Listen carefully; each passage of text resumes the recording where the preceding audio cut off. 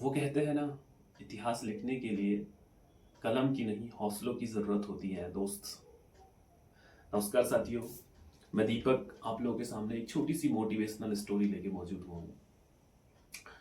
एक बार की बात है कि एक गांव में एक किसान रहा करता था और जो उसका मुख्य व्यवसाय हुआ करता था वो खेतीबाड़ी करता था। और साथ में खेतीबाड़ी करने के साथ साथ वो पशुपालन वगैरह करता था और कुछ अन्य जानवरों को भी पाला करता था, जैसे गाय, बकरी, मुर्गियाँ। तो ये उसकी दिनचर्या चलाने का एक जरिया था और इसी से जो होता है वो अपनी आजीविका चलाया करता था।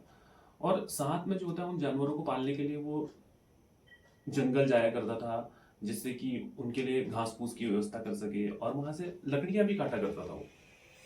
तो एक बार की बात है कि वो लकड़ी काटने गया, जंगल में लकड़ी काटने गया, तो उसे ना एक पेड़ के नीचे एक अंडा पड़ा हुआ मिला था।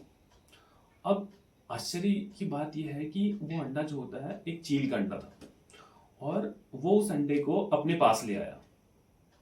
और जब वो अपने पास लेके आया उस अंडे को, तो उस अंडे को उसने अपने घर में मुर्गी के अंडों के साथ रख दिया।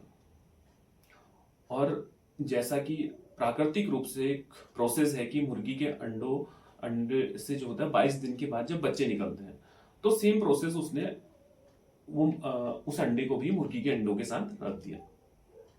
और 22 दिन बाद जब उस अंडों से बच्चे हुए, तो जाहिर सी बात है कि मुर्गी के अंडों से मुर्गी के बच्चे हुए और चील के अंडे से चील का बच्चा हुआ।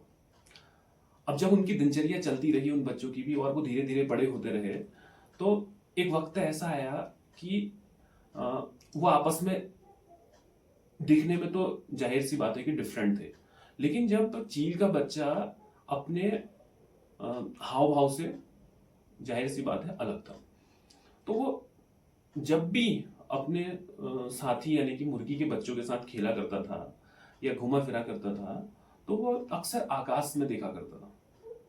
और जब भी वो आकाश में देखा करता था, तो उसे जब आकाश में उड़ते हुए कौवे और चील दिखा करते थे, तो वो अक्सर सोचा करता था कि काश मैं भी इनकी तरह उड़ सकता।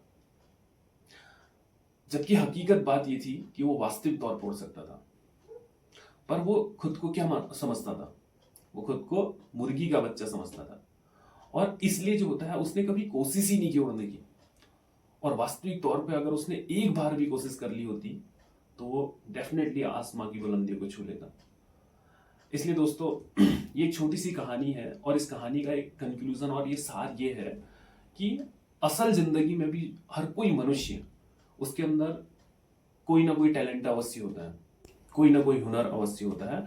और उस हुनर को पहचान कर अगर वो डेफिनेटली कोशिश करे, तो वास्तविक तौर पे वो एक ना एक दिन आसमां की बुलंदी को छू लेगा। कि इस कहानी से हमें ये सीखने को मिलता है कि कहीं ना कहीं ये कहानी हमारी वास्तविक जिंदगी से जुड़ी हुई है, क्योंकि इस दुनिया में मौजूद हर किसी इंसान के अंदर कोई ना कोई हुनर अवश्य रूप से मौजूद है। ईश्वर ने हमें किसी न किसी हुनर से निश्चित तौर पर नवाजा गया है, पर क्या हम उस हुनर को पहचान पाते हैं? क्या हम उस हुनर के लिए काम कर पाते हैं? या अपनी जिंदगी भर अगर किसी भी मनुष्य ने अपने उस हुनर को पहचान लिया, तो वो वास्तविक तौर पर आसमान की ऊंचाइयों को छू सकता है और सफलता उसके कदम चूम सकती है। इसलिए डेफिनेटली हमें हमेशा प्रयास करना चाहिए, क्योंकि अगर इस कहानी में अगर वो चील का बच्चा एक दिन भी कोशिश कर लेता, तो आप जानते हो निश्चित तौर पर वो आसमां की बुलंदियों को छू लेता। इसलिए हमें भी कभी भी दूसरों को देख के अपना आकलन नहीं करना चाहिए। इस कहानी का मेन सार ये है। इसलिए हमें दूसरों को ना देखते हुए स्वयं के हुनर को पहचान कर स्वयं कोशिश करनी चाहिए, ताकि हम सफलता के मार्ग पर निरंतर अग्रसर होते रहें। तो थैंक यू वेरी मच दोस्तों, एक छोटी सी कहानी है जिससे कि आपको कुछ ना कुछ सीखने को मिले। और थैंक यू वेरी मच। मिलते हैं हम नेक्स्ट एपिसोड में एक नई कहानी के साथ और नए विचारों के साथ। Thank you very much.